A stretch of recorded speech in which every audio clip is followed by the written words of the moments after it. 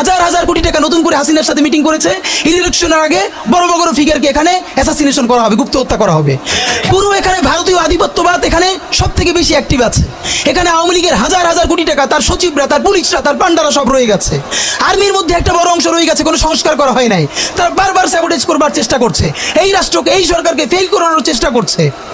তো আপনি মুক্তিযুদ্ধের পরে যে ৩-৪ বছর এইরকম রাহাজানি হয়েছে, সেটাকে যদি অটকুন দিতে পারেন যে নতুন রাষ্ট্র গঠনের আগে এই ঝামেলাটা হয়, তাহলে এই যে নতুন বাংলাদেশের স্বপ্নের মধ্যে এইগুলোকে আপনি বড় করে মপ করে ফ্রেমিং করেন, আপনি এই জবান যে আপনার না, এই জবান যে দিল্লির জবান, ভারতীয় আধিপত্যবাদের জবান, সেইটা বুঝতে আমাদের পিএইচডি করা লাগে না।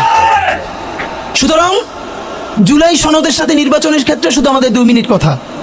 নির্বাচন হতে হবে। আমি একটু ভদ্রতার সাথে এবং শ্রদ্ধার সাথে বিনয়ে আমি জানাচ্ছি যে ভাইরা যেটা বলেছেন সকল দল মিলে আগামী 20 বছর নির্বাচন না হোক, না, এটা আমরা চাই না। আমরা নির্বাচন চাই। মানুষ গত 16 বছরে ভোট দিতে পারে নাই। মানুষ আনন্দ নিয়া শীতের সকালে বাচ্চা কাচ্চাকে কুয়াশার মধ্যে লাইন দিয়ে দাঁড়ায় থাকবে, ভোট দিবে। আমরা সেই বাংলাদেশ দেখতে চাই। আমরা নির্বাচন চাই, নির্বাচন হতেই হবে। এই নির্বাচনকে বানচাল